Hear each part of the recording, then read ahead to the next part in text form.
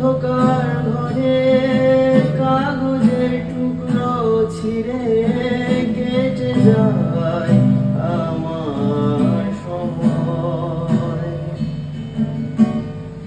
তুমি গেছো চলে, যাওনি বিস্মৃতির তলে, যেমন শুকনো ফুল বইয়ের মাঝে রয়ে যায়।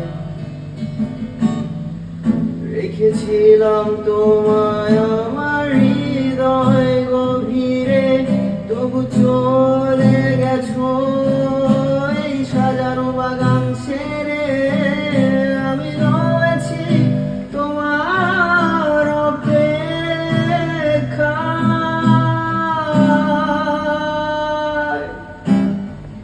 নিকশ কালো এই আধারে স্মৃতিরা সব খেলা করে।